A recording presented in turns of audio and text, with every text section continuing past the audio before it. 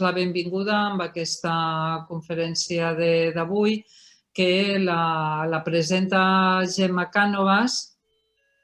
Jo us presento a Gemma, que recentment, des d'aquest mes de juliol, forma part del Consell Directiu també de la CPP amb tot el tema de publicacions i de tota aquesta part més de difusió tècnica. Presentar-vos a Gemma és una psicòloga clínica, psicoterapeuta, psicoanalista d'àmplia experiència, vinculada a tota la perspectiva de gènere. Gemma ha treballat, us resumeixo moltíssim l'experiència seva. Ella entenc que també ja us anirà comentant a mesura que vagi desenvolupant la seva xerrada, però té experiència com a coordinadora de grups de treball en l'administració pública, tant amb el Departament de Benestar com amb l'Ajuntament de Barcelona. Ha estat assessorant, coordinant, supervisant i també en l'àmbit de la formació i en serveis d'atenció a la víctima i també directament com a tallerista en cases d'acollida. Ens presentarà tot aquest enfoc de gènere dintre de la psicoteràpia psicoanalítica i bé, si de cas ja us deixo amb la Gemma que pugui començar. Farem aquesta primera part de presentació més del tema i després hi haurà un espai per poder fer preguntes o aportacions. Doncs quan vulgui, Gemma. Molt bé. Moltes gràcies, Marisol. I bona tarda a tots i a totes. Sí, comento ahora en el inicio que habitualmente hacemos este tipo de conferencias en catalán, pero en deferencia a personas que se han inscrito, incluso nos han comunicado fuera de Cataluña, incluso alguna fuera de España, pues lo haremos en castellano y después, a la hora de las intervenciones, cada cual que se exprese en el idioma que crea oportuno. ¿Se me escucha bien? ¿Sí? Muy bien, muy bien. Gracias, sí, vale. Bueno, en primer término, gracias a la CPP por facilitarme esta plataforma de expresión y a todas las personas que os habéis inscrito en esta conferencia. Para que, a partir de estas reflexiones de hoy, pues se pueda dar lugar a un debate y lo que es más importante, ¿no? A pensar sobre este tema que es tan importante. Bueno, considero, como digo, importante reflexionar sobre esta temática que gira en torno a la implementación de un enfoque de género en la atención psicológica a mujeres, ya que desde nuestro ámbito de ejercicio profesional, el enfoque psicoanalítico se ha sostenido en algunos sectores, no en todos, claro, en algunos, que existe una cierta, como si hubiera una cierta incompatibilidad entre la teoría de género y el psicoanálisis. Yo, desde luego, nunca lo he percibido de esta forma. Por otra parte, este término nunca anteriormente había estado tan nombrado y posiblemente incluso desbordado, podríamos decir. De hecho, he de decir que esta conferencia ya la programé hace muchísimos meses. O sea que incluso antes de que saltaran a los medios de comunicación ciertas problemáticas en torno al concepto de género, y etcétera, ¿no? Que habría mucho que hablar y nos dedicaría posiblemente otra conferencia. Entonces, en relación a lo que comentaba ahora, estas resistencias que ha habido por parte de algunos sectores del ámbito psicoanalítico en relación al género, hay que decir que el mismo Freud reconocía cuando afirmaba que todo el mundo es hijo o hija del tiempo que le ha tocado vivir y, por tanto, no se pueden obviar las influencias del discurso social en la subjetividad. Esto el mismo Freud ya lo daba a entender. Cada una de las mujeres ha de poder dar su respuesta individual frente al hecho de ser mujer.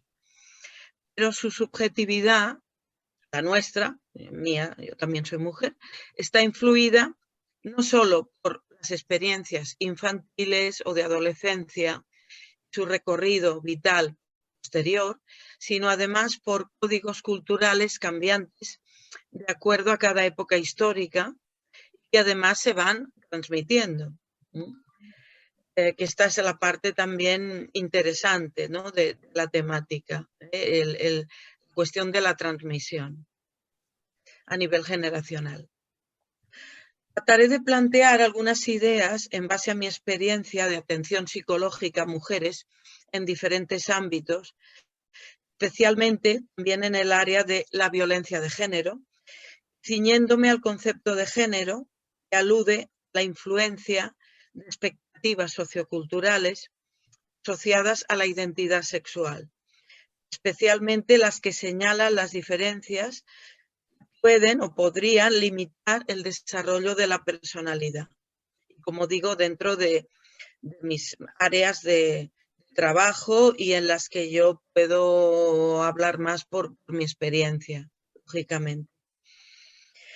Bueno, cuando preparaba esta charla me acordé de que cuando estudiaba en la facultad la carrera de psicología, en la especialidad de clínica, realicé durante 2 cursos consecutivos la asignatura de psicología social y cursando el 5º curso de carrera realicé la asignatura de psicología social 2, o sea, la segunda, ¿no? Me remonto a los años 1978-79, ahí es nada, ¿no? Y llevamos a cabo con unas compañeras muy motivadas un estudio, en aquel entonces, sobre estereotipos de género con base de cuestionarios a una muestra de población, elaborando posteriormente las correspondientes conclusiones. Se trataba de comprobar cómo se distribuían una serie de atributos o características determinadas, como podrían ser, por ejemplo, pasividad, actividad, liderazgo, adaptabilidad, amabilidad, etcétera, etcétera. Había un listado bastante extenso. Entonces, cuando pasábamos los cuestionarios a población en general, les preguntábamos si estas características las atribuían a ser hombre o mujer. Íbamos como tabulándolo, ¿no?, en unas columnas y se iban como distribuyendo y configurando unas respuestas y configurando unos perfiles. Unos perfiles asociados a masculino, femenino, ser hombre o mujer. Los resultados de dicha investigación, era un trabajo práctico que había que realizar, que formaba parte de cursar la asignatura, vinieron a confirmar que los estereotipos de género existían, apareciendo perfiles muy diferenciados que presuponían una serie de características de personalidad que se adjudicaban a lo masculino o femenino, de forma tal que podían llegar a influir en los comportamientos, la construcción de la identidad del propio sujeto, así como en la autopercepción y en las expectativas de lo que significa ser hombre o mujer. En aquella época, como podéis comprender, eran círculos muy minoritarios los que se dedicaban a esa temática. Las teorías y en ambientes también bastante académicos. Las teorías sobre el género se empezaron a expandir sobre los años 70 en el área de la sociología, de la psicología social. Por ejemplo, las obras estas clásicas de Makubi y Jacquin, en Psicología de las diferencias, es un libro que publicaron estos autores, y también se fueron generalizando en disciplinas colindantes, que posteriormente estas teorías se han ido revisando por otros autores y autoras y tuvieron eco especialmente en movimientos feministas que cuestionaron los roles tradicionales. Progresivamente, el concepto género, como sabemos, se ha ido extendiendo, incluso popularizado, instalado en los medios de comunicación, asociaciones de mujeres, entidades, ámbitos académicos, gubernamentales e incluso legales. Sabemos también que se llevan a cabo ya hace años másters y posgrados sobre género. Y esto refleja la importancia, ¿no?, y la expansión que ha tenido, digamos, esta temática vinculada al trabajo especialmente también con mujeres. Por otra parte, los estereotipos de género en concreto son una consecuencia de determinadas fijaciones respecto a atribuir características determinadas a las personas en función de su identidad sexual. Serían como digamos, como una ramificación, una consecuencia, ¿no?, del género, los estereotipos, que sabemos que se pueden aplicar también en muchos aspectos. De hecho, existen estereotipos en relación a las razas, los lugares de los países, las nacionalidades. Pero bueno, en este caso nos referiremos en concreto a lo que atañe a las mujeres, ¿no?, a la concepción del ser mujer. Los estereotipos pueden llegar a interferir en las expectativas y en la percepción de los comportamientos individuales de las personas. Creo que en el punto que estamos ahora esto se tiene ya como bastante claro. Esta como intersección, digamos, entre el discurso sociocultural y la subjetividad. Creo también que hay que precisar que actualmente las posturas en el discurso social, bueno, es mi visión, después en el debate ya tendremos ocasión de ver lo que pensáis, ¿no? Tienden a diversificarse en relación al género hasta el punto de polarizarse, totalmente a favor o en contra.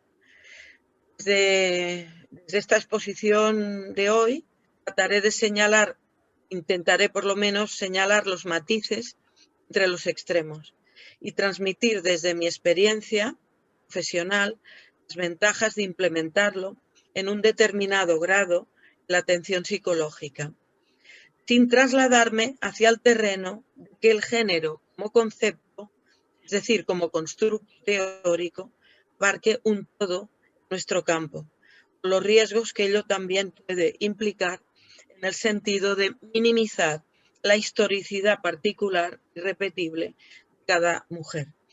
Implica necesariamente el análisis de sus vínculos afectivos y parentales, o otro riesgo que sería, a mi entender, impregnar ideológicamente las etapas evolutivas de la infancia y la pubertad de determinadas teorías sobre el género que pueden obstaculizar el libre desarrollo psicoevolutivo. Se ha de llevar a cabo, a mi entender, fuera de moldes preestablecidos. De la misma forma que se pueden derivar riesgos de no tener en absoluto en consideración el enfoque de género y atribuir solo a posibles patologías de forma sistemática manifestaciones comportamentales que significan en el fondo un grito o llamada desesperada de muchas mujeres, un malestar emocional, la dificultad de encontrar un lugar interno como sujetos, conocido en el exterior, como ya se indicaba en el libro El feminismo espontáneo de la histeria, de la Emilse Bio-Bleichmar, que seguramente conoceréis, o El malestar de las mujeres, la tranquilidad recetada, de Mabel Burin, psicoanalistas ambas sensibilizadas, tener en consideración la influencia sociocultural en la subjetividad de las mujeres. Apuntaba Burin al respecto de lo que estoy diciendo lo siguiente, con sus palabras: la noción del género sexual femenino y su incidencia sobre la salud mental de las mujeres es un determinante clave de la situación de conflicto. Colaboración durante años con el Ayuntamiento de Barcelona en l'Acord Ciutadà en Prevenció de la Violència vers les Dones, lo traduzco, Acuerdo Ciudadano en Prevención de la Violencia contra las Mujeres, o Una Barcelona libre de violencia, algo parecido se titula.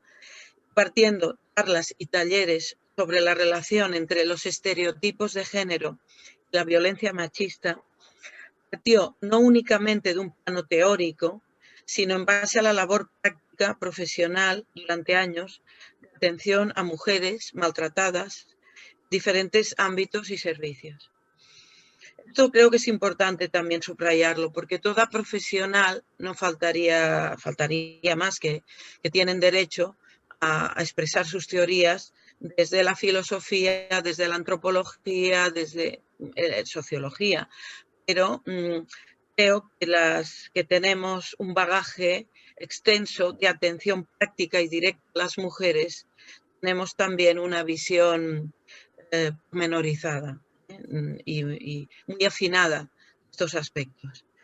Y a veces se organizan jornadas o debates que la verdad encuentro a faltar más profesionales que están en la primera línea de fuego, por decirlo así, atendiendo a las mujeres, que no hablan solo desde la teoría, sino desde la praxis. En el campo de la violencia en concreto, al que me referiré, por considerarlo relevante, como he dicho, se observa una incidencia, yo la he observado, más allá de sus historias individuales, que son únicas, de un acoplamiento a roles preestablecidos.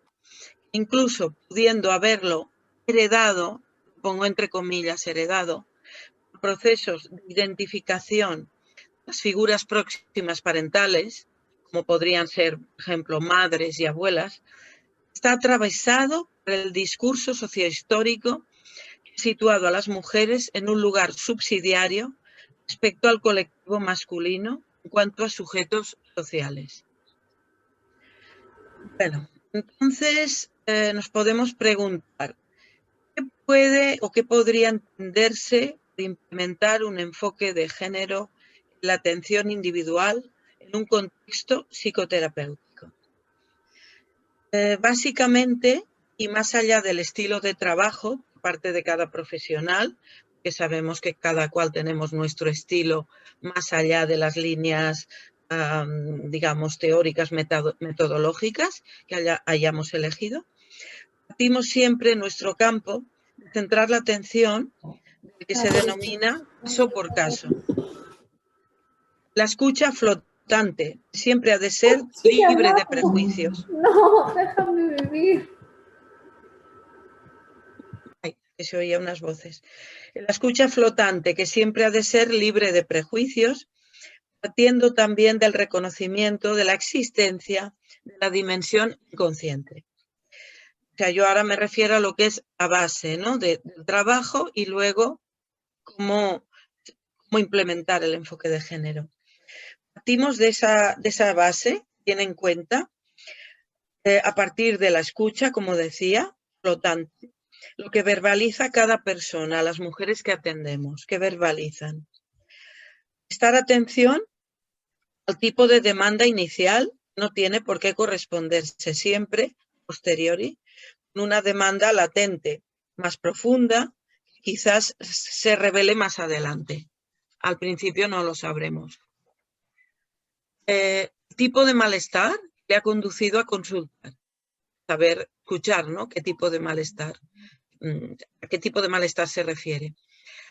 Al atender a las claves de su historia personal, irán apareciendo que en base a la repetición irán señalando el camino a seguir, marcan los significantes en el proceso de dirección de la cura, su psicoterapia. Ahora estoy hablando del contexto psicoterapéutico. Atender en las sesiones también como material de trabajo las asociaciones de ideas en sesión, los sueños y determinados lapsus.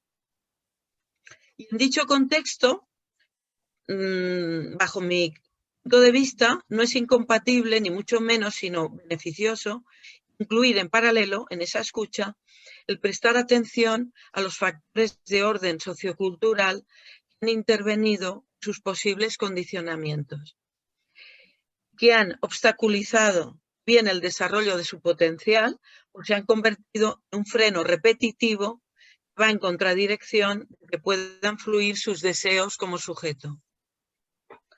No se trataría de ocupar un lugar de pedagogía como metodología, aunque en ocasiones hay que reconocer que hacemos algo en ese sentido, el lugar ese de pedagogía, sino de no dejar fuera saber sobre la influencia de la dimensión sociocultural, lo que los contenidos se vayan trabajando en sesión adquieren un relieve, si cabe, más consistente para las mujeres que atendemos, realizando una especie de bordado, lo digo metafóricamente hablando, entre lo subjetivo y el saber sobre los condicionantes de género que ellas han podido acceder, facilitar, quiero decir, que ellas puedan acceder también a este saber, no se queden reducidas, constreñidas únicamente, que es necesario, a un trabajo individual de su subjetividad, sino que puedan también acceder al saber y al tomar conciencia de que hay malestares que más allá de las diferencias son colectivos.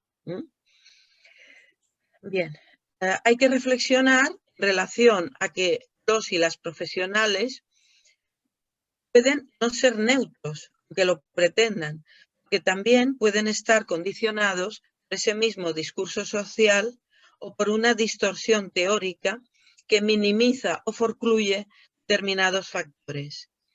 Bueno, hay autoras que han investigado al respecto, lo que han denominado las psicoterapias patriarcales, y no les falta bastante razón para ello, aludiendo a determinados parámetros o tics que se presentan como neutros, unas conceptualizaciones teóricas, pero que en definitiva acaban muchas veces encasillando a las mujeres en patrones ya determinados.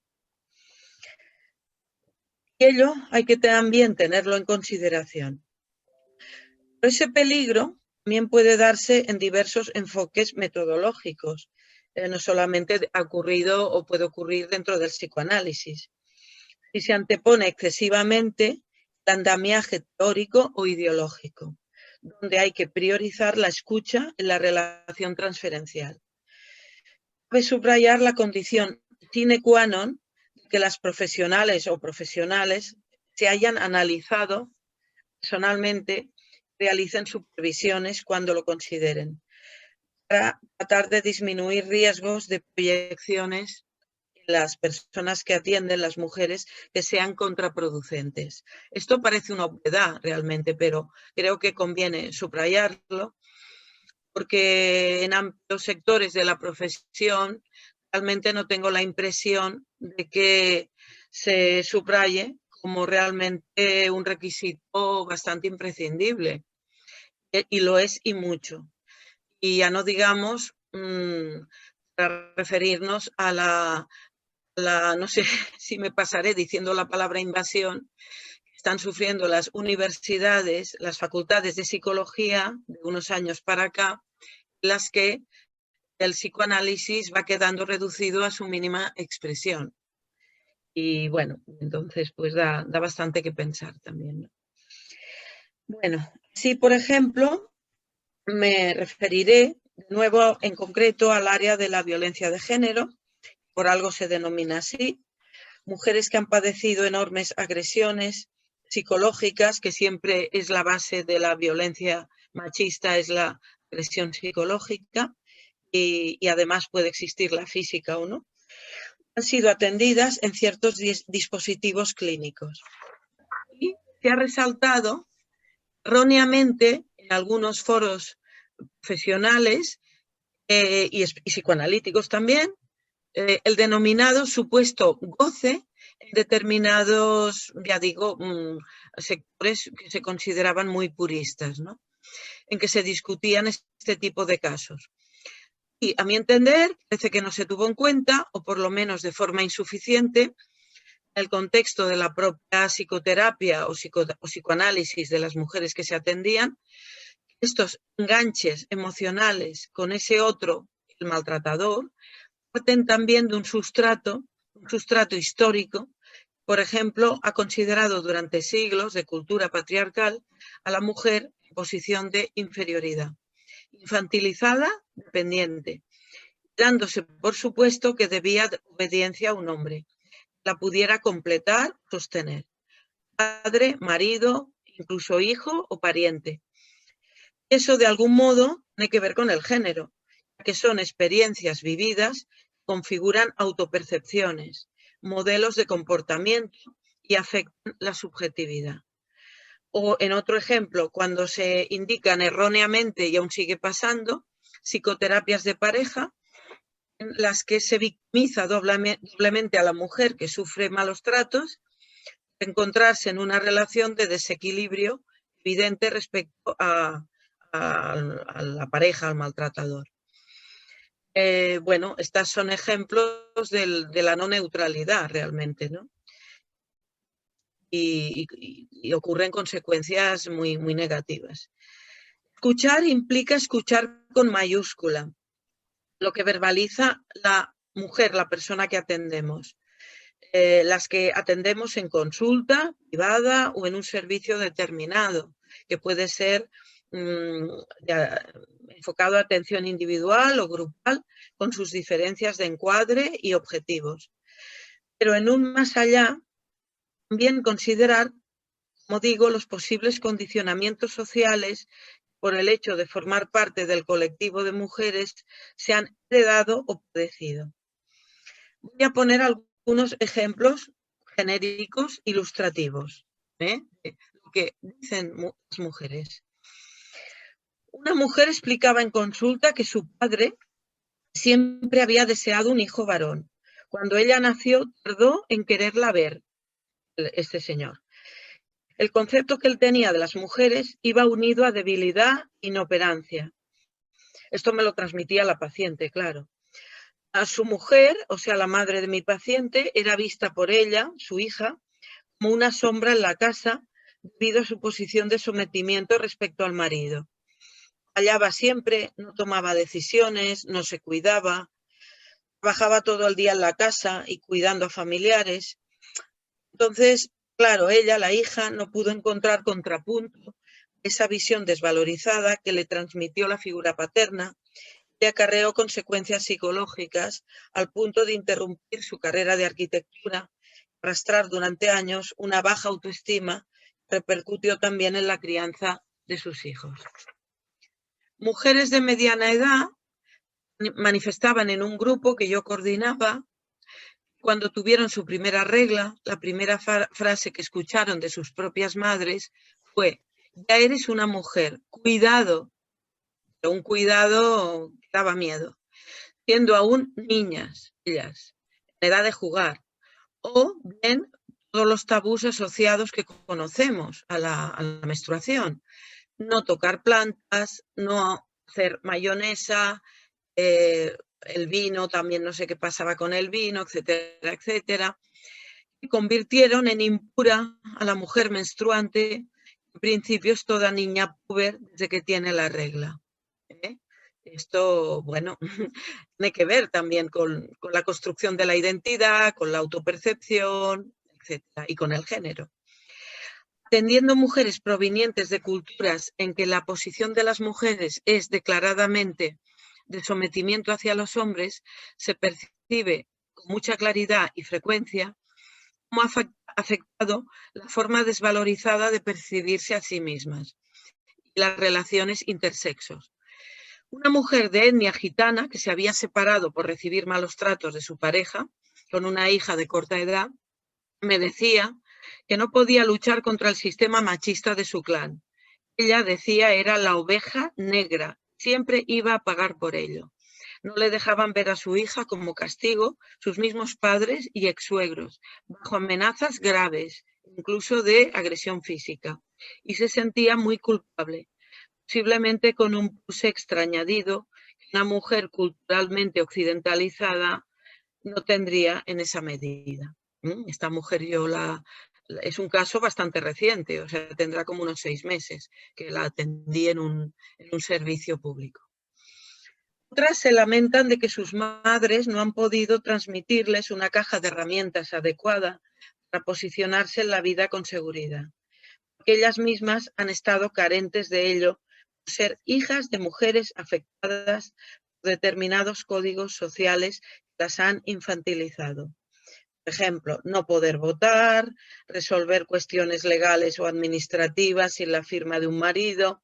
Bueno, de los votos sí, ya llevamos años votando, pero no tantos como creemos, a nivel social, a nivel colectivo. De hecho, Suiza, este país que nos aparece como tan avanzado, si no me equivoco, ha sido de los últimos que permitió el voto a la mujer en los años 60. Todo esto que estoy comentando y poniendo de ejemplo no interviene en la autopercepción, no tiene que ver con el género, lo dejo ahí, ¿no? Bueno, en relación a enfoques en intervenciones individuales y grupales, y diferencias, claro. Dado que, como he dicho antes, nos guía en principio siempre el caso por caso en nuestras intervenciones, pero a la vez es necesario poder aunar una perspectiva, como digo, que contemple el contexto, los mensajes que se difunden en el medio sociocultural, sin que por ello nos apartemos ni mucho menos de la historicidad particular de la mujer que está siendo atendida.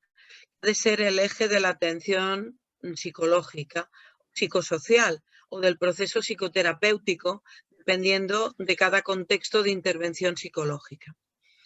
Cuando las mujeres toman conciencia de que su problemática individual también puede conectarse en algunos aspectos con una problemática colectiva, sin eludir, por supuesto, su propio proceso personal e intransferible, esto está comprobado, puede contribuir a tomar perspectiva de su situación y ayudar de forma complementaria a los procesos de elaboración. Creo que se entiende lo que doy a entender, ¿no? Es, digamos, como implementar, añadir, sumar, como queramos decirlo, ¿no? Esta mirada, este enfoque, esta escucha, ¿no? Nos conecta con el discurso sociocultural. No hace tantos años, muchos profesionales consideraban que si una paciente mujer en tratamiento psicoanalítico no evidenciaba deseos de maternidad, algo no iba bien en su proceso de curación, y esto lo he escuchado yo. Este tipo de prejuicios pueden obstaculizar, como he mencionado antes, hablando de la no neutralidad del proceso de la cura, o si queremos denominarlo de otra forma, el acompañamiento psicoterapéutico, ya que no todas las mujeres sienten ese deseo de ser madres ni con la misma intensidad. Es más, algunas confunden deseo con mandato de género, como ya apuntaba Silvia Tuber en su libro Maternidad y Tecnología. Ya que la maternidad ha ido unida a la feminidad a lo largo de la historia, por causas biológicas, que sabemos que no la completa, no la define 100%. Dan cuenta de ello los síntomas que pueden presentar los hijos, que conectan con un malestar materno, espera respuesta a la pregunta inconsciente respecto a su identidad como mujeres, del que ellos, sus hijos e hijas, no pueden ofrecer una respuesta absoluta. De esto sabemos bastante en la clínica. ¿Cuántos niños o niñas hemos visto, hemos atendido con sintomatología que tenía una conexión con ese malestar materno? Esto no nos lo explicaban en la facultad, por lo menos a mí no. Y tuvieron que pasar unos añitos o un cierto tiempo para que yo pudiera ir formándome otras vías y en base a la praxis comprobar que incluso con demandas que parecían muy consistentes de madres y padres también, que acogiera a sus hijos en psicoterapia o en tratamiento, digamos, dándoles un tiempo previo antes de tomar esa decisión y atendiendo solo a las madres en consulta, muchas veces los síntomas de los hijos iban disminuyendo o desaparecían. No se puede generalizar ni mucho menos en todos los casos, pero sí con bastante frecuencia. Bueno, entonces aquí vemos la gran importancia también del trabajo adecuado en el sentido que planteo con mujeres en general y con las que son madres también o pueden llegar a serlo, porque las repercusiones luego hay probabilidad de que sean negativas en los hijos, dependiendo de cómo ellas se hayan instalado en su posición subjetiva. Las atenciones grupales, estas tienen unas características diferentes, evidentemente, a la atención individual en un contexto psicoterapéutico. Las atenciones en servicios públicos, realizando talleres, por ejemplo, para potenciar la autoestima, duelos, que ahora son muy frecuentes, se organizan este tipo de actividades, se observan unos denominadores comunes en lo que las mujeres explican. No solo las que han sufrido malos tratos por la pareja, esto lo subrayo. Esta se da aún con más intensidad, sino bastante en general. Y ellas mismas se dan cuenta de esto. Y estas, digamos, expresiones, estas verbalizaciones, parecen como obstáculo a su desarrollo personal. Voy a enumerar, bueno, hay bastantes, pero las que yo considero como más básicas. Una de ellas es la dificultad para poner límites. Como sabemos, lleva el aprendizaje de sobreadaptación, que a las mujeres como colectivo se nos ha dicho que tenemos que ser las grandes cuidadoras de todos. Esto es un mandato de género, a mi entender, o si no le pongo el interrogante y luego lo comentamos, ¿no?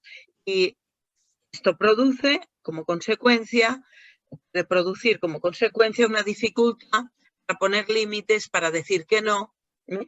Y esta digamos, verbalización es muy, muy frecuente. O sea, no me estoy refiriendo a un grupo en concreto que yo lo haya podido observar, sino múltiples talleres que he coordinado en diferentes ámbitos. Y es como una constante. Otro sería temor profundo a la soledad, relacionado con una sensación profunda de incompletud. Incompletud que ellas lo conectan bastante con estar sin pareja, pero que va más allá de esto. Recordemos mitos que se han popularizado y que a veces suscitan hasta simpatía, como el de la media naranja. Pero en realidad esto tiene más contenido de lo que aparece a primera vista, ¿no?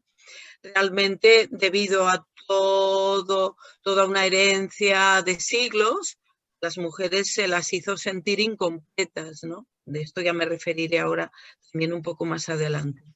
Entonces, hay un temor profundo a la soledad. Yo denominaría a nivel existencial, realmente.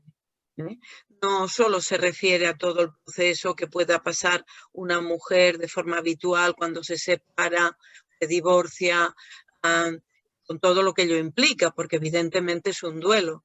Es un duelo que habrá que elaborar y que es un duelo más difícil de realizar las gestiones legales y administrativas, y que normalmente sabemos que surge a posteriori, tiempo después de la movida práctica.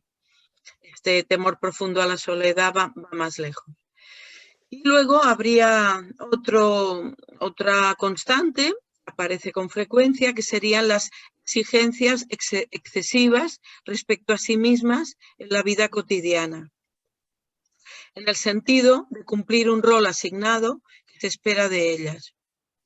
Y que esto produce consecuencias nefastas en la línea de dificultades para encontrar espacio propio, cuidarse. esto sería un mandato de género, podría ser también un mandato de género, realmente, ¿no? O sea, llegan a sentirse culpables que interiorizan, digamos, mandatos de género, van más allá de las circunstancias reales que puedan tener en su vida cotidiana, o incluso el tipo de pareja que tengan, o el tipo de marido o de compañero que sea más dominante, menos, o sea, evidentemente todo eso afecta, pero hay una interiorización, digamos, ¿no? Bueno, de estas exigencias, de estas normativas.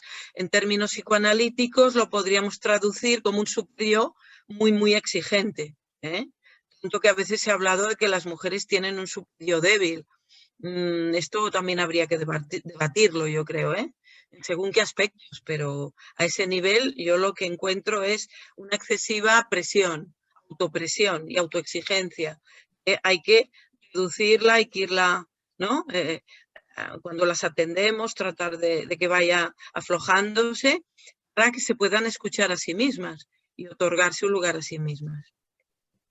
Actualmente hay mujeres que directamente buscan profesionales con perspectiva de género, incluso en el ámbito psicoanalítico. A mí me está ocurriendo que me llaman, me preguntan, ¿no? ¿Usted tiene enfoque de género? Porque me interesa una profesional que trabaje así, tal. Bueno, para ser atendidas psicológicamente. Esto ocurre también en consultas privadas. Y esto es debido a que, por un lado, están informadas de la existencia de dicho enfoque y porque posiblemente, creo, no sé si estaré equivocada, rehuyen ser estigmatizadas o encasilladas en patrones preestablecidos en sus procesos de recuperación. Y que se contemple la dimensión esta que hablábamos, del discurso sociocultural en sus vidas, la de sus familiares, ascendentes, parejas. En el fondo, esa lección puede contener, como se evidencia en las sesiones en etapas avanzadas, una demanda de mayor escucha sensible hacia ellas mismas y un interrogante respecto a su genealogía en línea materna. Esto lo subrayo porque creo que, a mi entender, es como un área que está aún insuficientemente investigada. La genealogía en línea materna. De hecho, yo en octubre pude hacer un curso aquí en la CPP, en la entidad, sobre esta temática y, bueno, que generó bastante motivación. Es un área que me interesa mucho indagar. Bueno, entonces, en relación a la atención psicosocial, quiero hacer alguna alusión, porque si no parece que todo lo que se está hablando vaya del lado de una atención individualizada en consulta privada, etcétera, y creo que los contextos son más amplios, porque las psicoanalistas y los psicoanalistas hace años que estamos interviniendo en ámbitos públicos y en servicios de atención de todo tipo, pero especialmente también a las mujeres, ¿no? Entonces, lo que decía, en cuanto a la atención de tipo psicosocial que se lleva a cabo en muchos espacios de atención a la mujer, generalmente gratuitos o semigratuitos, debido a que el número de visitas suele ser limitado, el trabajo focalizado es más frecuente. Que claro, tenemos como un tope, digamos, ¿no? Es un encuadre muy, muy prefijado de antemano y entonces pues hay que ceñirse. En estos encuadres es complicado y contraproducente, por no tratarse de ámbitos clínicos, profundizar en aspectos de la vida de las mujeres atendidas, es decir, destapar temas que no puedan luego ser elaborados convenientemente. Aún así, dependiendo de la valoración de cada caso, suelen salir a la luz datos importantes. La experiencia, formación y el propio análisis de las profesionales facilitará que distingan cuándo es conveniente preguntar, intervenir, subrayar, ya que fundamentalmente se proporciona a las usuarias de los servicios contención, orientación, información, derivación y, si conviene, seguimiento. Estas suelen ser bastante las pautas que tenemos en este tipo de contextos, dependiendo de cada cual. Unos son más abiertos que otros, etcétera, pero claro, pero incluso dentro de estos dispositivos aparecen, como digo, parece un material muy, muy importante y muy interesante de sus vidas. Y de sus vidas individuales, pero que luego también, como digo, tienen denominadores comunes. La escucha con enfoque de género es requisito imprescindible en estos servicios especializados de atención a la mujer, tales como son los SIADs, los PIADs, bueno, son siglas que para las que no seáis de aquí, bueno, son servicios que se implementan aquí en Cataluña. La misma esencia y objetivos que ha definido su creación, que se basa en que las mujeres sean escuchadas y atendidas en sus problemáticas específicas individuales y a las que conciernen por razones de género. La violencia de género se juega un esquema básico, para mí, que es muy útil y muy esclarecedor. La metodología en la que yo también me fundamento, la dialéctica relacional. Lacan conceptualizó la ecuación amo-esclavo. Esto aplicado a la atención a las mujeres sería algo así como amo-esclava. Es decir, cuando la mujer agredida logra salir de esta posición de esclava, ya sabemos que también está toda la cuestión referida a la estigmatización como víctima. Creo que se puede ser de forma transitoria, pero no permanente. Pero bueno, yo utilizo ahora este término.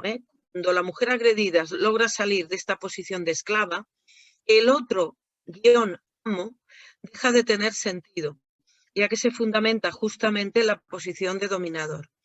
Este lugar de amo ha sido otorgado por el discurso patriarcal ser perteneciente al colectivo masculino, lo cual no significa pueda, y de hecho es así en la mayor parte de casos, estar debilitado interiormente. Se trata de analizar las posiciones simbólicas, porque no hay tampoco un único perfil de maltratador. Como referencia a lo que estoy diciendo, podría poner la famosa película Te doy mis ojos, que seguro que muchas conocéis, la cual el protagonista masculino es una persona con fuertes dificultades para defender su lugar en el lugar de trabajo, y en cambio se posiciona como amo en la relación con la pareja, con la mujer en casa. El discurso patriarcal, el origen de que determinados estereotipos de género resulten inferiorizantes para las mujeres, puede ser interiorizado, transmitido también por mujeres. Tenemos que admitirlo, aunque nos duela, en base a lo dicho, lo no dicho, a determinados actos. Un ejemplo extremo de ello, en lo real del cuerpo, lo tendríamos en la práctica determinadas comunidades de la extirpación del clítoris llevada a cabo por mujeres, a veces con la aparente y paradójica oposición del hombre de la familia. En nuestras sociedades occidentales, madres que consienten premiar a sus hijas por su rendimiento académico con operaciones de estética inadecuadas por su edad. Todas ya imaginamos por la línea que va. O cuando cuestionan a las mismas hijas o nueras que pugnan por recuperar su libertad tras tiempos de padecimiento con parejas que las limitan o van liquidando su autoestima, colocándose del lado del maltratador, con lo que les obstaculizan aún más el ya complicado proceso de desvinculación afectiva. No me atrevería ni mucho menos a referirme a porcentajes, pero sí lo he escuchado en un grado bastante preocupante. Mujeres que me han venido a decir, mi madre dice que le da pena que me separe de el marido, el novio, etc. Y estoy refiriéndome a hombres bastante violentos, bastante violentos o a nivel físico o psicológicamente, como decía antes, ejerciendo durante mucho tiempo un acoso y derribo de la identidad de la mujer. Y entonces ellas se sorprenden mucho porque, claro, puede llegar a ser más duro rebatir a una madre que separarse del maltratador realmente, que encontrar energías y fuerzas para tomar conciencia de que han de poner límites a situaciones. Esto pues, requiere también mucho trabajo en visitas, en sesiones. Y realmente hay veces que llega a producir un obstáculo importante en las decisiones que va a tomar la mujer en cuestión. Está siendo acompañada por educadoras, trabajadoras sociales, psicólogas, etc. Recuerdo una mujer bastante joven, que tenía una niña de 5 años, una hija, que me repetía casi cada visita: mi madre no lo ve bien, que yo me separe. Dice que tengo que esperar a que mi hija tenga 18 años. Y el trabajo que nos dio esto, ¿eh? Bueno, y ahí ya para ir como acabando, porque quiero que quede tiempo para el debate, me referiré, que sean unas pinceladas, que como comprenderéis, cada ramita de este árbol nos llevaría prácticamente un seminario. La transmisión generacional, madres, hijas, nietas, el enfoque de género. Uno de los prismas al que nos enfrentamos en la atención tanto psicoterapéutica como psicosocial de mujeres es la transmisión generacional por línea materna de determinados referentes. Analizando como mínimo 3 generaciones, se observa que no es infrecuente que se vayan heredando, lo pongo en cursiva, heredando, no como una herencia biológica, sino de otro tipo. Como un pozo de fondo, las dificultades para lograr posicionamientos sólidos en relación a la identidad. Para entender esto hay que saber que las velocidades de los cambios sociales y legales no avanzan en paralelo ni al mismo ritmo que las transformaciones más profundas en el plano de la subjetividad. De hecho, los arquetipos tienen unas raíces muy profundas. Así entendemos en las consultas y servicios un número no pequeño de jóvenes, incluso adolescentes, que evidencian inseguridades que podrían asociarse más al contexto en que vivieron sus abuelas que a su realidad actual, en la que gozan de una libertad impensable de la que ni sus madres dispusieron, incurriendo en riesgos de vincularse a relaciones tóxicas de pareja con gran dependencia emocional. Estoy hablando de chicas de 17, 18 años, 20. Las preocupaciones excesivas respecto a sus imágenes corporales, sometimiento de su sexualidad para agradar al otro o encontrar el beneplácito del grupo, hablan también de ello. No es infrecuente tampoco que la comunicación con sus madres haya sido insuficiente o superficial, lo que se refiere a dotarlas de instrumentos suficientes para ocupar el lugar que les corresponde. De las vivencias de la orfandad como sujetos sociales a las que se refiere Burin se han podido ir transmitiendo de generación a generación. Y en esos resquicios quieren poder y se filtran ciertos mensajes de los medios de comunicación, la publicidad, etcétera, no van precisamente en línea con potenciar salud psicológica. Debido a esto, las palabras reprimidas de las mujeres, de madres a hijas, respecto a las vivencias, los aprendizajes y los sentimientos, pueden formar parte, si se aprovechan adecuadamente, a mi entender, de un proceso reparador a nivel individual y colectivo, como defiende Shinoda Boden en el libro El millonésimo círculo, en otros. Ella es junguiana, pero bueno, en este aspecto creo que es muy clarividente. La atención psicológica o psicosocial a mujeres, es interesante contemplar también esta vertiente. La dimensión del tipo de lugar, posicionamiento dentro del mapa de las mujeres de su familia de origen. La historicidad, en este caso, con relieve de la línea generacional materna. Como ejemplo de la influencia de factores de género, de unos años hacia aquí, observamos cómo las fases de la infancia van recortándose artificialmente cada vez más. Se van implantando modelos de comportamiento que no se adecúan a las etapas psicoevolutivas correspondientes. Estos evidencian el abandono prematuro del juego simbólico, que afecta a niños y niñas por igual, la sustitución de ropa infantil por ropa de adultas en miniatura en las niñas a partir de los 7 años o incluso antes, el visionado de pornografía a través de móviles, según estudios recientes a partir de los 8 o 10 años, etcétera, etcétera. Podríamos poner muchísimos más ejemplos. Va increciendo.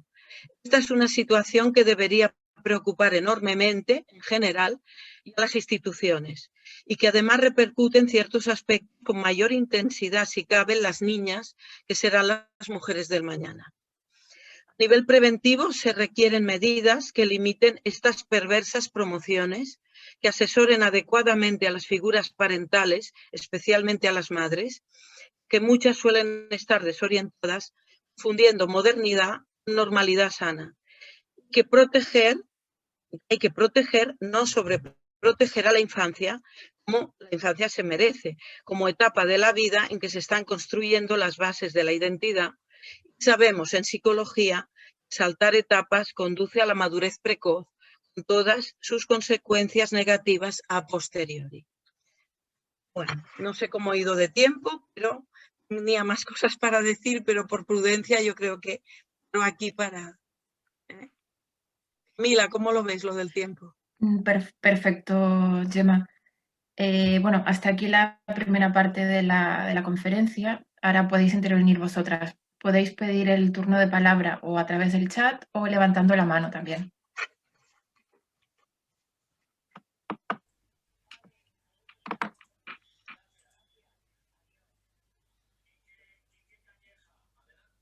¿Quién quiere comenzar con la primera intervención? Vale, Gemma, mira, Teresa Rofes te pone, ¿nos podría dar una bibliografía básica, Gemma? Sí, por supuesto. No sé si la quieres ahora o ya mejor que os la enviemos a todas. Sí. ¿Verdad que tenemos los correos de todas? Sí, los tenemos, sí. Sí. Yo he citado algunas autoras que considero que son como muy básicas, no son todas, evidentemente, pero bueno, me gustaría estructurarlo mejor y os pasamos la bibliografía, ¿vale? Vale, a partir de mañana. Vale.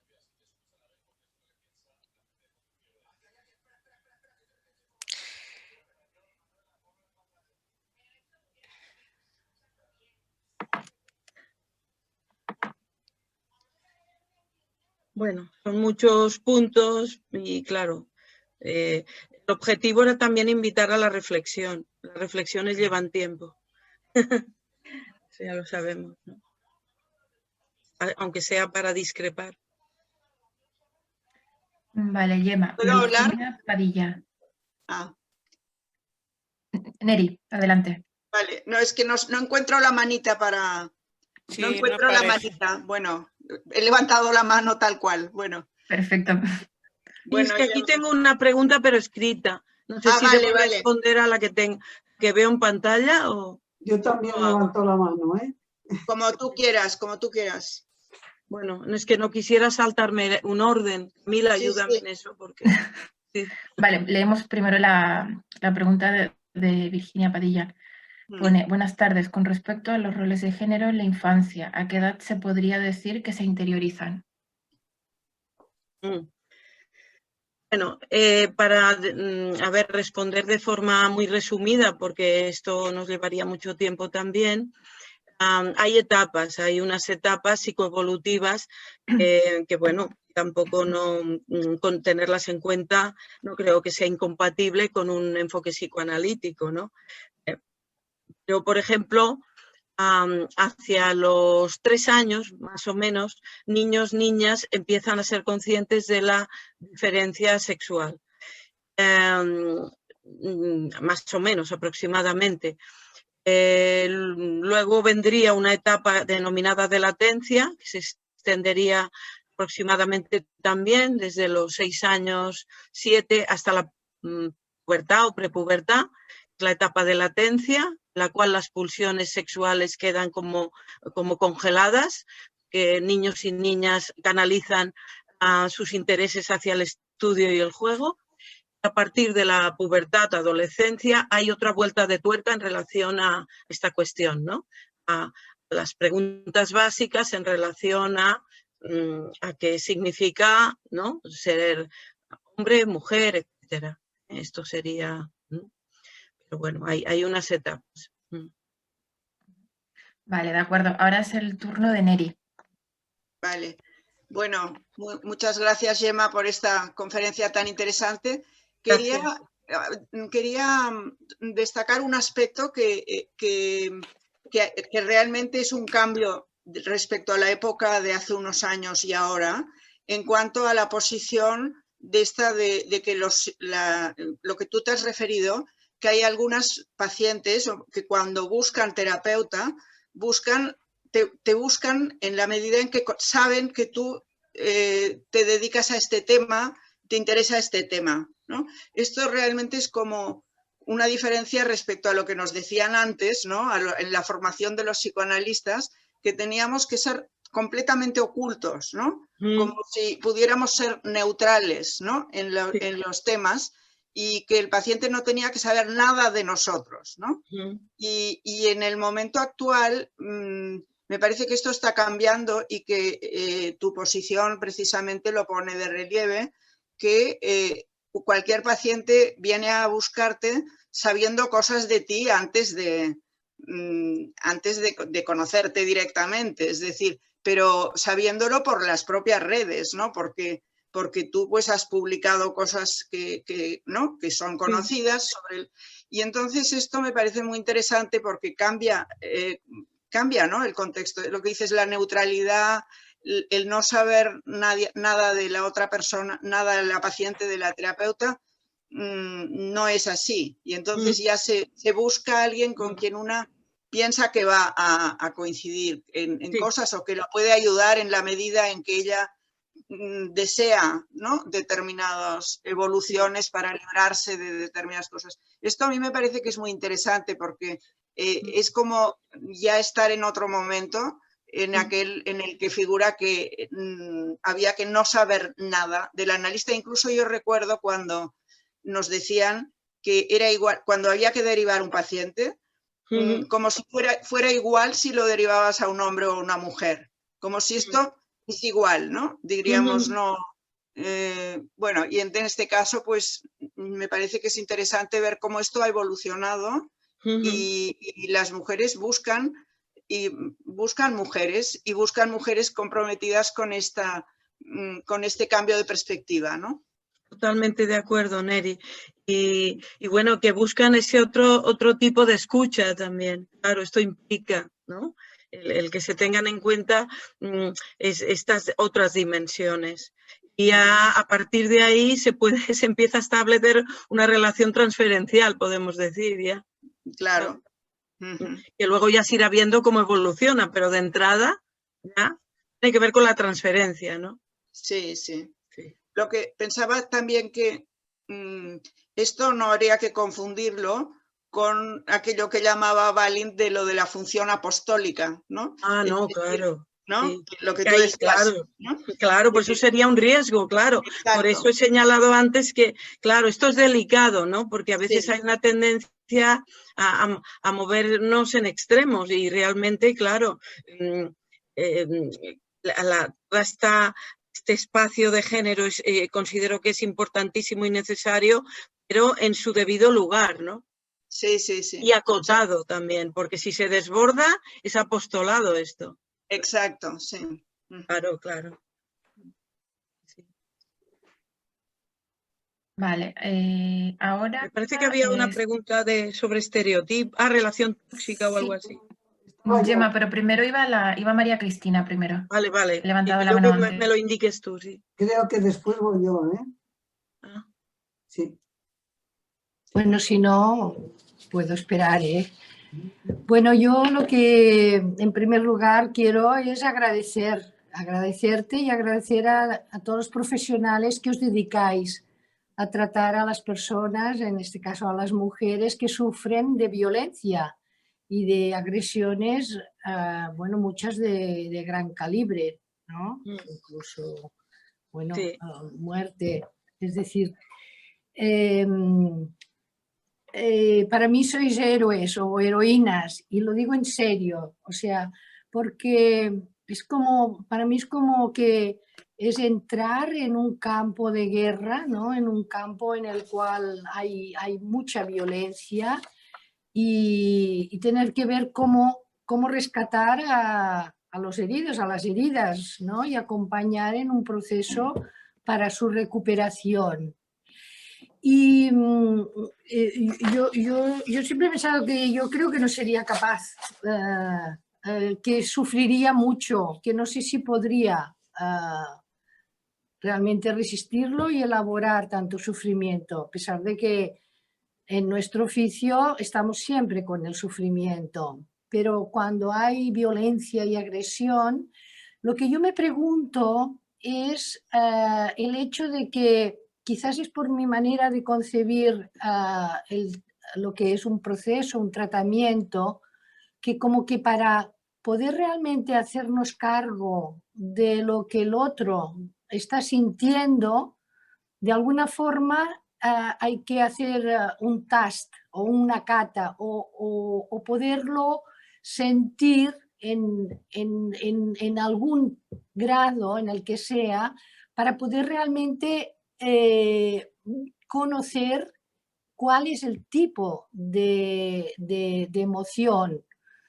Entonces, pienso que es como una disposición a prestarte a sufrir lo que el otro.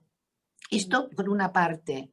Pero después hay otra cosa, y es que cuando la persona está viviendo en un patrón de relación cualquiera, pero en este caso el de violencia y agresión, yo lo que te pregunto es si es muy frecuente que estos patrones se rediten dentro del vínculo transferencial, es decir, en el cual como terapeutas o analistas sois agredidas de la manera que sea, porque algo así yo he podido ver, no trabajando directamente, pero en supervisiones, incluso que esa agresión, ese patrón de relación agresiva y violenta incluso se transfiere a la institución que está tratando a las personas que sufren de violencia. Entonces yo creo que realmente es como un trabajo que puede ser muy duro, supongo de mucha gratificación cuando la cosa se puede hacer algo y se puede estar ayudando, que seguro muchas mujeres agradecidísimas y salvada la vida, incluso literal, ¿no? Pero bueno, esas dos cosas de cómo estar tan dispuesto a sentir eso, pues creo que es, bueno, a mí me hace sentir un gran respeto por lo que hacéis y que claro necesitáis, bueno, ya has apuntado algo, ¿no? Yo creo el tratamiento personal, análisis personal, la supervisión y los compañeros y poder compartir todo eso como hoy con nosotros o nosotras. Sí, sí. Bueno, gracias María Cristina. A ver, en principio te diría, es verdad, es un área dura, tiene aspectos duros, hay que verlo así, es la pura realidad. También es verdad que hay que ver el caso por caso, ¿no? O sea, yo cuando trabajé, ahora actualmente no estoy allí, pero trabajé como unos 8 años en el Servicio de Atención a la Víctima, aquí en Barcelona, en Fiscalía.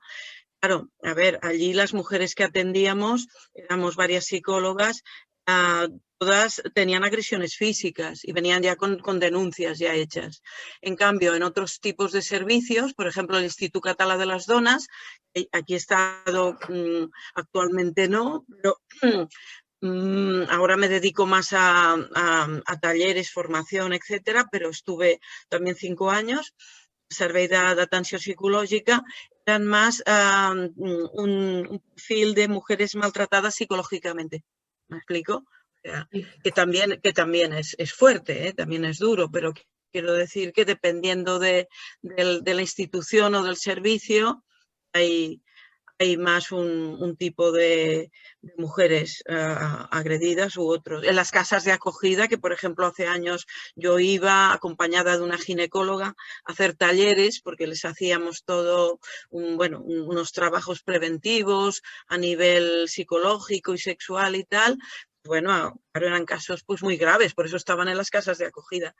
Entonces, bueno, es imprescindible el área de supervisión, ¿no? El trabajo en equipo, como has dicho, el análisis personal. Y yo, de hecho, no me he dedicado exclusivamente tampoco al área de violencia. Yo he estado trabajando también una serie de años en áreas de adopción, de crianza, ¿no? Los primeros años después de acabar mi carrera me dediqué a infancia. O sea que, bueno, a veces también es enriquecedor, ¿no? O sea, tener no una única área, ¿no? ¿Me explico? Intervención, porque eso también entra oxígeno, digamos. Sí, Y por mucho que guste lo que estás haciendo. Y, por ejemplo, la maternidad es una de mis especialidades, por eso escribí un libro sobre la maternidad también hace unos años, y temas de crianza. Y entonces yo diría también, de todas maneras, ninguna mujer estamos totalmente a salvo de haber padecido algún tipo de violencia, aunque sea de micromachismos. ¿Me explico? No la violencia de ir a denunciar, pero en otros grados. O sea, creo que todas estamos implicadas de alguna forma, porque la cultura está así. Está así desde hace siglos, y a quien no le ha ocurrido algo, aunque sea esporádico, digamos, ¿no? Podríamos poner muchísimos ejemplos si empezáramos a hablar todas las que estamos aquí, ¿no? Ya digo, aunque sea a nivel de micromachismo, pero, o de algo puntual. Recordaréis que, bueno, por lo menos en otros países también igual sucedía. Aquí mismo, en Barcelona mismo, cuando yo era jovencita, casi no podías entrar en un cine sin que se sentara un individuo al lado, intentara hacer algo. O subir a un autobús, un medio de transporte, tenías que defender, ¿no? O sea que, bueno. Pero sí, es verdad que hay una dureza, porque no es lo mismo ver estas cuestiones desde el plano teórico que estar, ¿no?, en contacto directo con la mujer que nos está manifestando lo que ha sufrido, lo que sufre, y que de alguna forma está transportando, ¿no?, toda esa carga negativa, sin pretenderlo ella, pero es una transportadora esa carga negativa. Eso es cierto. Entonces, perdón, que me olvidaba de una de las matices de la pregunta. Si se reproducen, es que en algunos casos sí, pero en otros muchos diría que no, por mi experiencia, ¿eh? O sea, no. En otros muchos no. Más bien, claro, ellas lo transportan porque lo han vivenciado, pero la interacción, por ejemplo, conmigo como profesional, poquísimas veces me he sentido que estuvieran proyectando agresiones directas. Más bien, al contrario, agradecimiento. Sí. Bueno. Gracias. Gracias.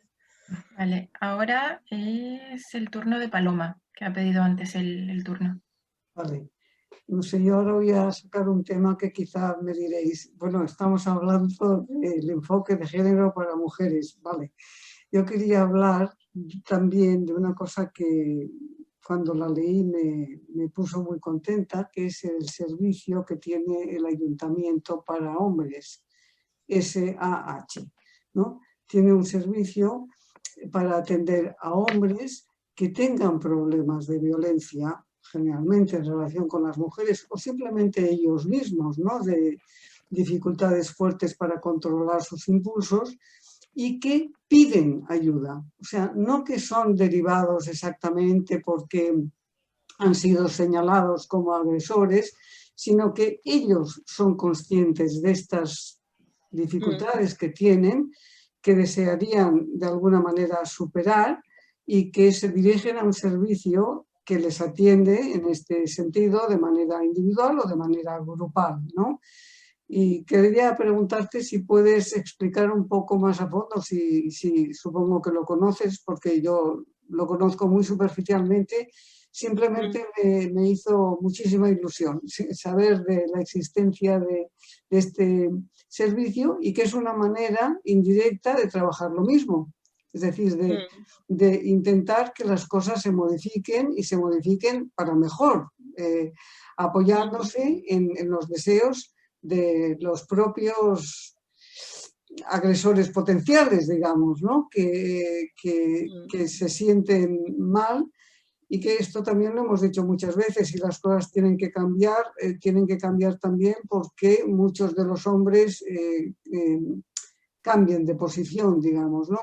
Se coloquen de otra manera y se den cuenta de cuánto se pierden ajustándose al estereotipo de género que está dibujado para ellos, que es muy mutilante también, ¿no?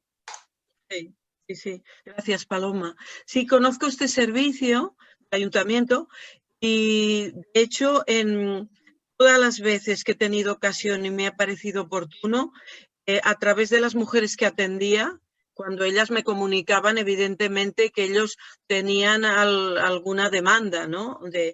En relación a cambiar de actitud, yo les he facilitado esta derivación. Lo que pasa es que, bueno, ahora quizá va aumentando un poco más, pero hasta no hace mucho eran bastante obligados, los que iban. O sea, de motu propio, pocos. Obligados o por, bueno, o por ya situaciones muy límite, que veían que o iban por este camino o podían ya acabar en la cárcel, les daban esta opción, o porque realmente, bueno, prisión familiar, pero bueno, sí, tiene mucha razón de ser, y hacen una gran labor, realmente, los profesionales que están aquí. Yo experiencia en atención a hombres así violentos no tengo porque no es mi especialidad, pero sí que he hecho muchas derivaciones.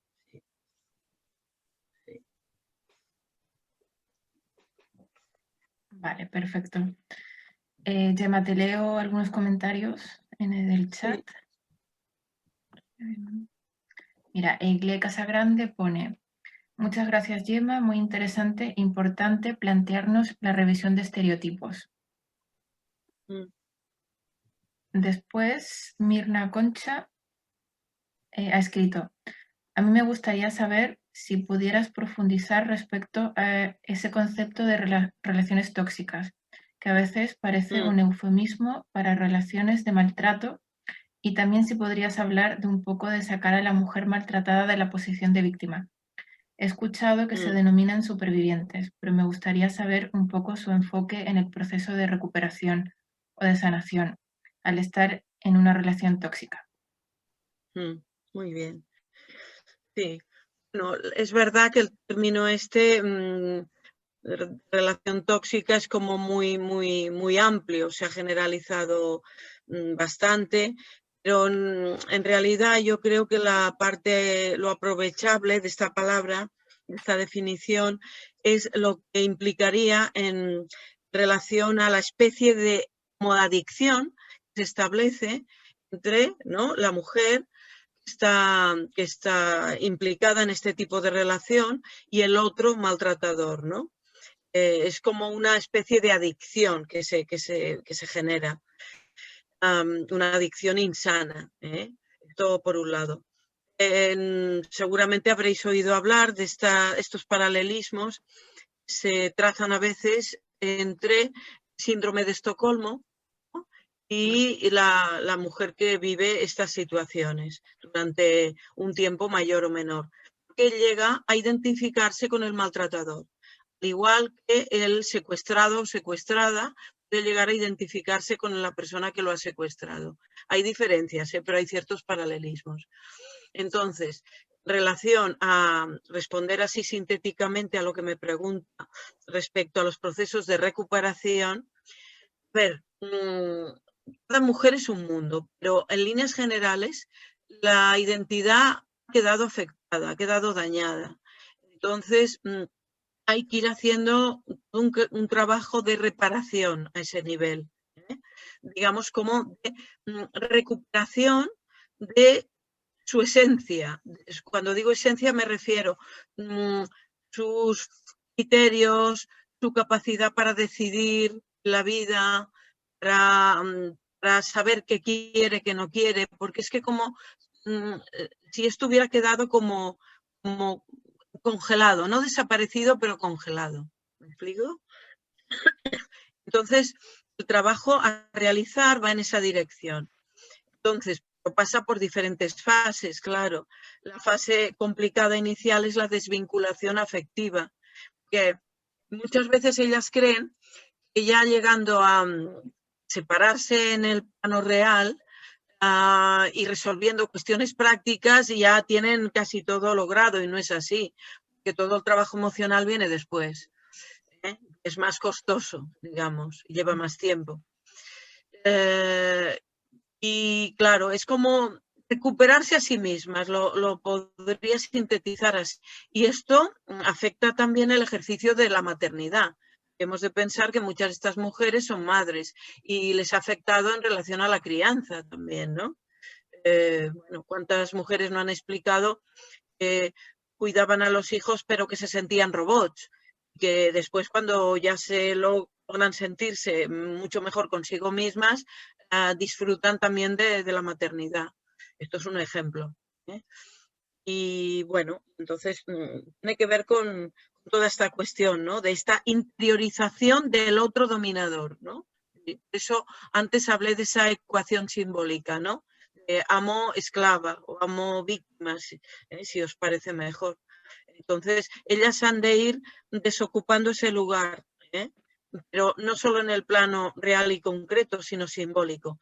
Y luego también precisar que hemos de pensar que hay casos y casos, o sea, incluso en casas de acogida me habían explicado que era un porcentaje muy pequeño, pero que había algunas mujeres que al salir de la casa volvían a vivir con las parejas de antes. Por lo menos se lo planteaban en plan de prueba, digamos, pero es cierto que volvían en otras condiciones, o sea, ya con un bagaje determinado y no iban a soportar lo que soportaban anteriormente. Bueno, son casos mudados, eso también existen. Vale. Gemma, te leo otro comentario del chat de Chelo Carballal. Muchas gracias. Es muy importante que desde el psicoanálisis se hable de esto, porque desde muchos sectores a Freud se le tacha de machista y castrante. Muchas gracias por vuestro trabajo. Sí. Creo que hay todavía una gran labor a hacer en este aspecto. Estereotipos, que también son estereotipos, aunque puedan haber tenido un fondo de realidad en muchas manifestaciones o enfoques de determinados profesionales, pero que bueno, que Freud, no olvidemos que vivió la época que vivió, dejó abierto todo el campo relativo a la mujer. Él mismo dijo que seguía siendo un continente inexplorado, suficientemente explorado para él, y que esperaba que muchas profesionales futuras y psicoanalistas siguieran investigando. O sea que creo que tenemos que basarnos en los conceptos que aún siguen vigentes y que son muy válidos, y seguir avanzando y diluir esos estereotipos. También los hay en relación no solo a la mujer. Esos estereotipos los debatimos muchas veces en nuestras reuniones de equipo, en relación a que aún se sigue asociando psicoanálisis a diván y 3 sesiones por semana. Bueno, sabemos que ya no trabajamos exclusivamente así, de esta forma, hace mucho tiempo, ¿no? Hay una flexibilidad, es diferente. Los encuadres. Luego, Virginia Padilla ha escrito: muchísimas gracias por esta conferencia. Si alguien más quiere hacer algún otro comentario.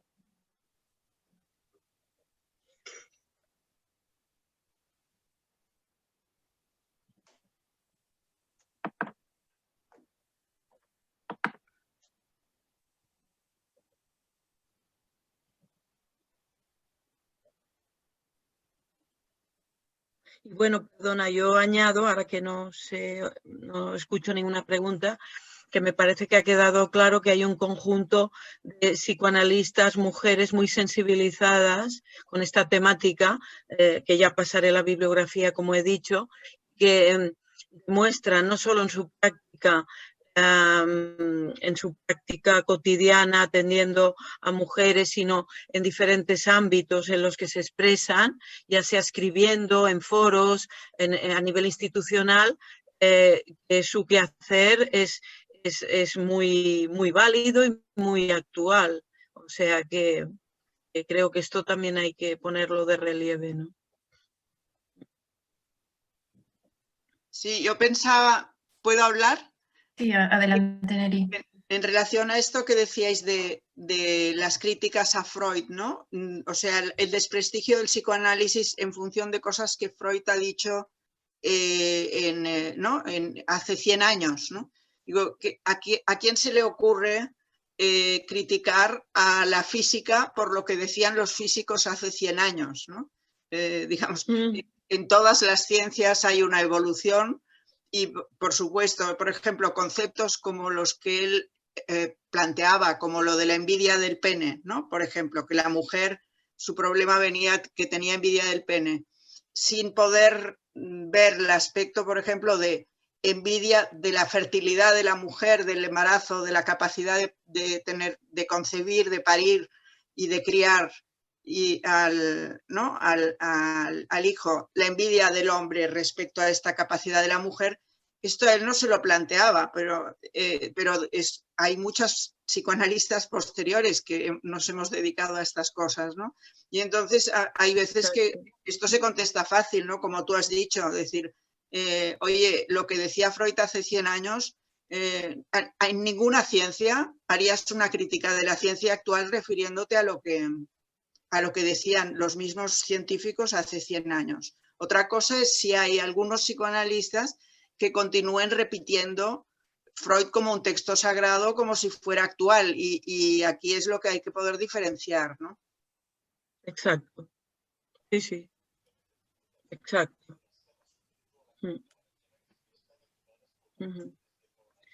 Y además que Carrasco... Sí, perdona, Gemma. No, continúa. No, que en relación a lo que comentaba Neri, que también hay que valorar, creo, mucho, y esto se destaca poco, fue realmente un pionero en sus trabajos con mujeres que tenían parálisis, descubriendo que eran debidas a traumas reprimidos. O sea que cuando se le critica se destaca también lo que se quiere destacar, ¿no? Y se oculta lo que se oculta. Fue un descubrimiento muy importante porque a partir de aquí y gracias a estas investigaciones que llevó a cabo con Charcot en el hospital de París, pues, de Salpêtrière, pues luego pudo, primero a través de la hipnosis y después por la Asociación Libre de Ideas, descubrir que había un contenido inconsciente, ¿no? Que estaba produciendo esas parálisis en estas mujeres. Solo eran tratadas pues, desde un punto de vista fisiológico. Sí.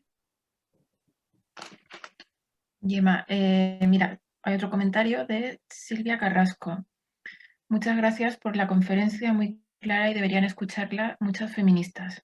También su valor para todas las clases sociales.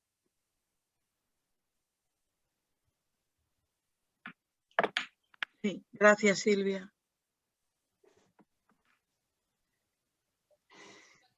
Yo quería añadir una pequeña cosa. ¿Puedo? Sí, Paloma.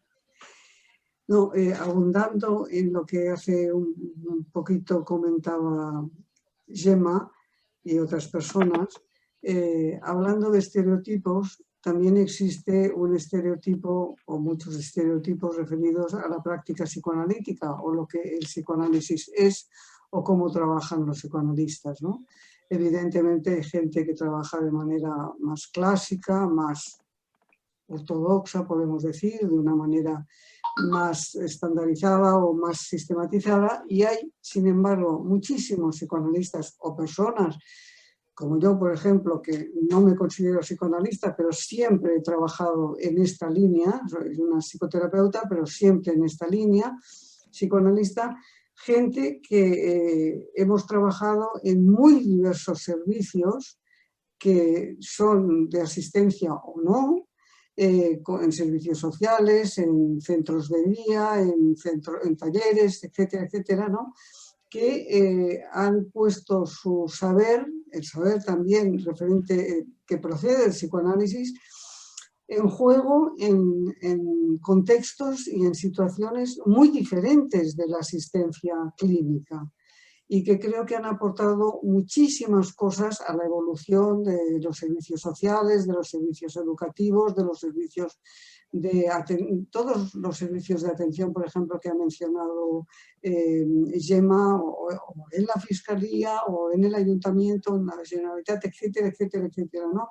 Creo que esto no se tiene muy en cuenta. Es como que la gente se queda un poco prendida, ¿no? del estereotipo del psicoanálisis más clásico, de diván, muchas sesiones, etcétera. No solamente en la asistencia privada o pública, individual o grupal se ha avanzado, se ha cambiado muchas cosas, sino en otros servicios que no son de asistencia psicológica estricta y donde las personas de orientación psicoanalítica aportan su saber y lo adaptan a unas circunstancias y a unos contextos muy diferentes de lo que es la asistencia clínica y enriqueciendo, creo, muchísimo pues esa práctica, digamos, ¿no? Con educadores, trabajadores sociales, profesores, maestros, etcétera, ¿no? Ya está. Sí, muy de acuerdo, Paloma, muchas gracias. Eso lo mismo, sí.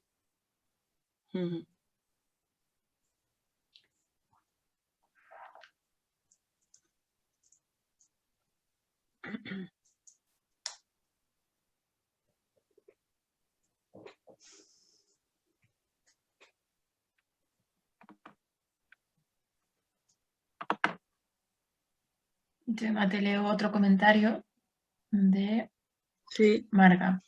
Muchas gracias por la sesión, ha sido muy interesante. Tengo que irme ya, me ha interesado mucho lo que aquí se ha hablado. Marga. Muy bien, gracias. Adiós.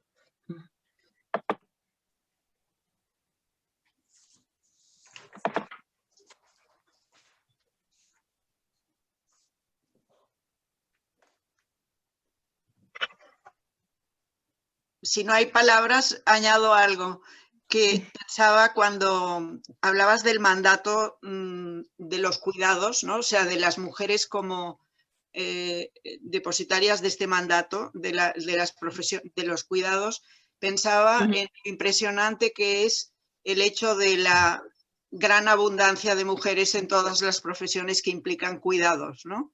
Por ejemplo, ahora mismo aquí todos somos mujeres las que estamos escuchando tu conferencia, ¿no? No, hay varios hombres. ¿Sí? Hay algún hombre que lo he visto. Bueno, pues vale. 3 o 4. Sí. Una minoría. Hay algunos.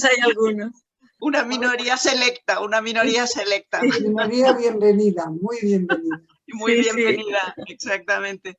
No, pero lo pensaba en el sentido de que sí que es verdad que por ejemplo, yo como he dado muchos años clase en medicina, ¿no? Y recuerdo cómo al principio, o sea, pongamos, hace 30 años, pongamos, la mayoría de estudiantes de medicina eran hombres y actualmente es exactamente al revés, ¿no?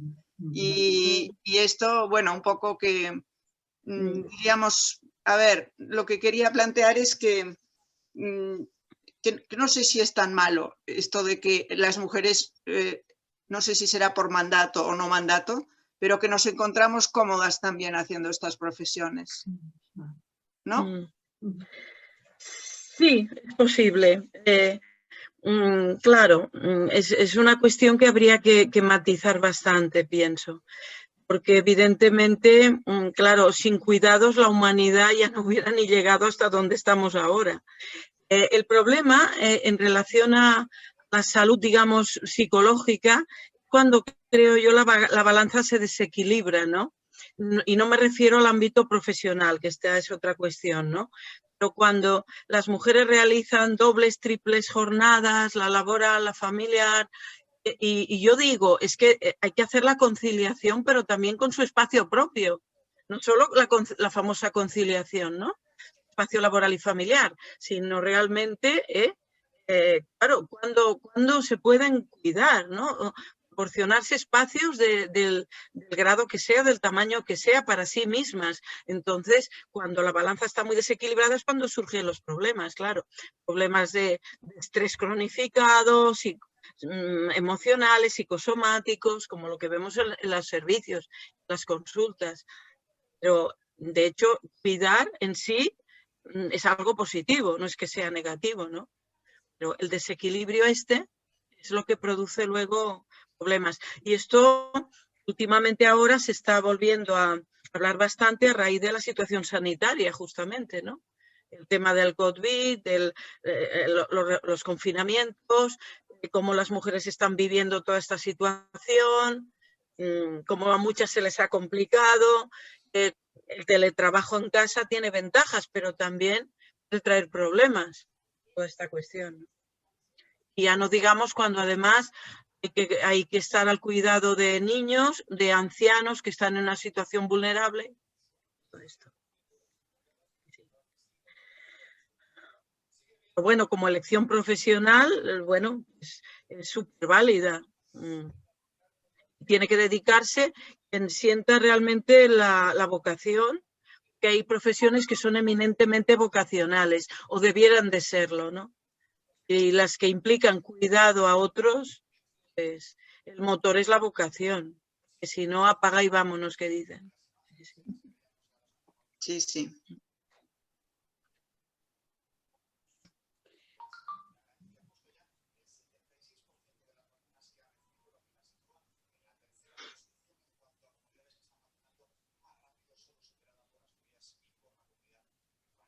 Bueno, no sé si hay algún comentario, vale. alguna pregunta. Bueno, no, ¿puedo hablar?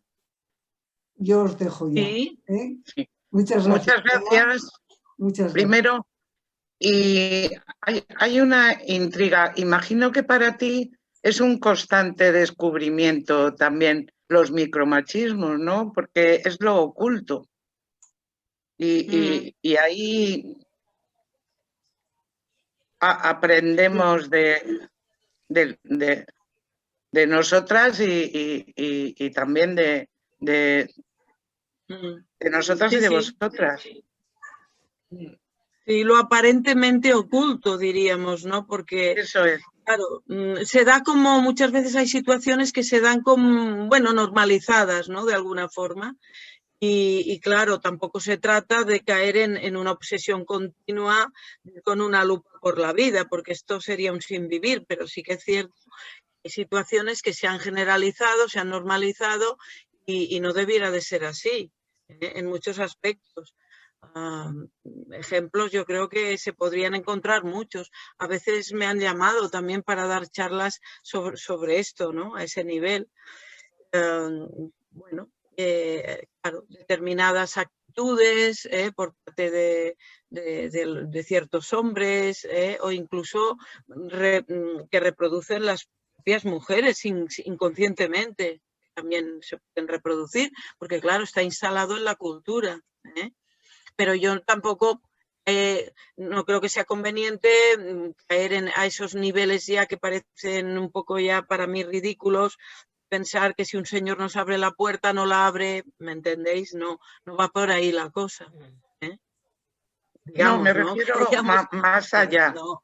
Me refiero a que el buen trato lo desconocemos y hemos normalizado muchos malos tratos. Sí, incluso, mira, ahora que hablas de esto, pensaba en ciertos chistes, por ejemplo, ¿no? Por ejemplo. Ciertos chistes que hacen muchísima gracia y que tienen un trasfondo bastante penoso, ¿no? Sí. Es más, yo creo que ahí hay que investigar mucho. Sí. Todavía queda. Y muchísimas gracias. Gracias a ti también. En el fondo, claro, vamos al terreno básico que es el respeto, ¿no? O sea, que que pueda darse en la medida de lo posible una convivencia, respeto, ¿no?, entre mujeres y hombres, en la cual, a partir de la cual no haya ni superiores ni inferiores. Somos diferentes todos y todas, que cada ser humano es irrepetible. Lo que eso no suponga inferioridad ni superioridad, ¿no? Nos Ni guerras de diferencian sexo, las tampoco. formas, ¿no? No lo ves, nos diferencian las formas. Sí. Bien. Gracias. Gracias, muy amable. Sí, sí.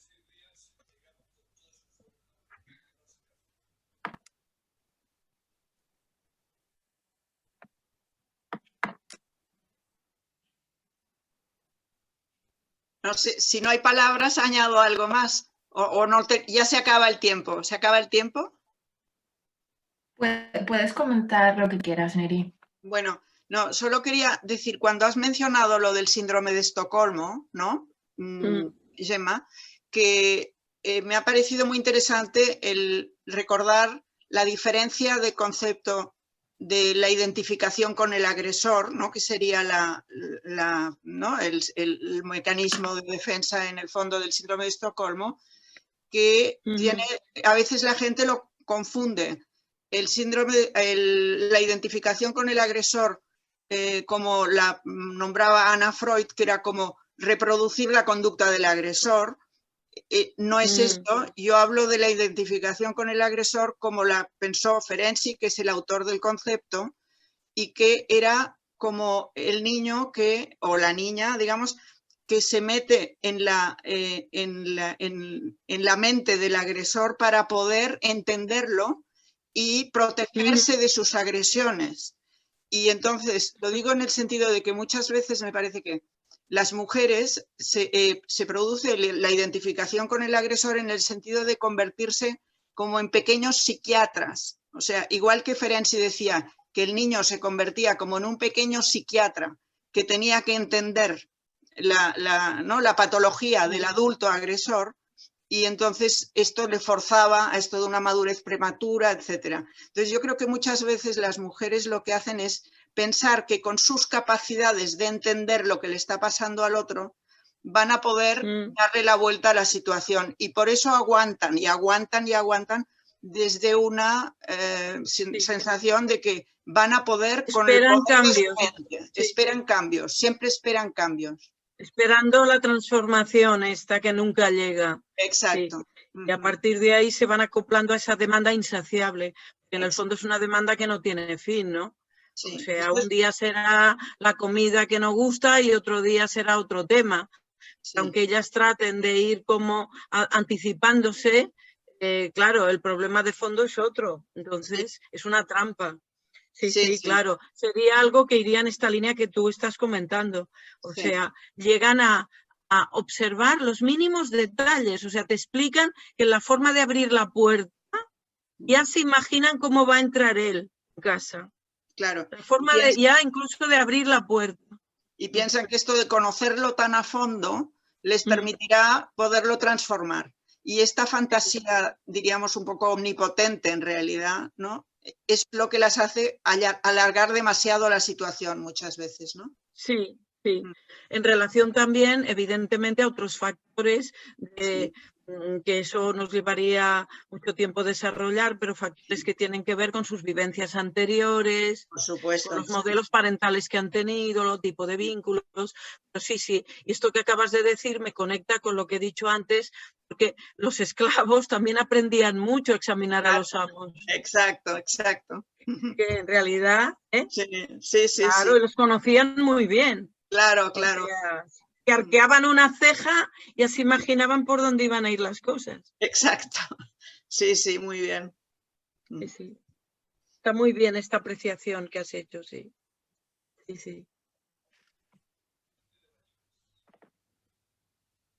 Yo quisiera hacer una pregunta. Adelante, Montserrat. Sí. ¿Hay alguna investigación, alguna observación que hayáis podido realizar donde se haya asociado el maltrato recibido por la esposa, por la madre, por la mujer, y el tema de abuso dentro de la escuela, agresión escolar, bueno, todo este tipo de trastornos que pueden existir en la escuela, de falta de ética y una cierta, bueno, pues eso, una agresión abierta, ¿no? Escolar. A ver si he entendido bien la pregunta, Montserrat. O sea, en el sentido de que desde la posición de mujer, digamos, sufrido violencia, sí, en la escuela había tenido episodios, ¿bien? No lo he entendido del todo bien. El efecto, o sea, vivir un hijo que viva dentro de una dinámica familiar en la cual hay una relación de agresividad entre los padres, vale. si se ha observado que dentro de la escuela puede existir, por parte de cualquiera de los hijos, puedan tener una relación de bullying en relación a otros. Es decir, la incorporación de la agresividad dentro de ellos y esta manera de, no es la misma de la que estaba hablando Nelly hace un momento, sino cómo los chicos pueden incorporar esta relación de agresividad, ¿no? Y si en algún momento se ha observado que pudiera ser una consecuencia el tema del bullying o ciberbullying o agresiones, ¿no? Sí, no, esto no lo tengo tan estudiado a fondo, pero en algunos casos sí que, bueno, he podido informarme de, sobre todo, bueno, habría que ver si más niños que niñas, pero que reproducen algunos modelos de comportamiento en relación a la figura paterna, digamos, ¿no? Y los reproducen luego de otra manera con niños. Pero no me atrevería a decir porcentajes ni... No, en ese sentido... pero sí que hay un tema muy interesante que tiene que ver lateral con lo que estás planteando. Es que, digamos, hay hijos e hijas a veces también, hijas, que cuando llegan a la pubertad o a la adolescencia reproducen esquemas de comportamiento de la figura parental, en este caso el padre, que ha sido agresor, y lo reproducen con la madre. ¿Me explico? Que las mujeres nos vienen a decir, bueno, que ven como reproducido el compañero en el hijo, por actitudes me refiero, ciertas actitudes de violencia verbal o física contra ellas. Y entonces, bueno, aquí hay que hacer un trabajo importante a varios niveles. Primero de diferenciación, porque claro, aunque existan estos comportamientos, no es conveniente para estas personas, para estas mujeres, vean la reproducción del maltratador en el hijo, que el hijo es otra persona, no es el marido. Y a veces hemos de hacer intervenciones en esa línea, decir, no, su hijo no es, ¿me explico? Aunque le recuerde, aunque le parezca que imita, aunque su hijo no es el marido o el compañero, es otra persona, otra biografía. Y con hijas también he visto casos de este estilo. Pero claro, aquí habría que analizar también el tipo de vínculo que han establecido con los hijos, tanto la figura paterna como la materna. Luego hay madres que por hacer lo que ellas creen un bien a sus hijos, lo tapan mucho, ¿no? Todo lo que ha ocurrido, para que los hijos no se enteren, para que parezca que todo ha sido normal. Pero es que no les sirve de mucho, porque los hijos inconscientemente lo han captado esto. A veces es incluso peor. Una cosa es, digamos, atacar la figura paterna, ¿no? Y otra es visibilizar, no nombrar ciertas situaciones, que además los niños ya las están captando. Entonces hay más peligro incluso de que hagan síntomas. Pero bueno. El tema este concreto del bullying, ya digo, no lo tengo muy del todo analizado. Habría que investigarlo más. En la escuela, en relación a las relaciones en la escuela. Gracias. Vale. Muchas gracias. Gracias a ti.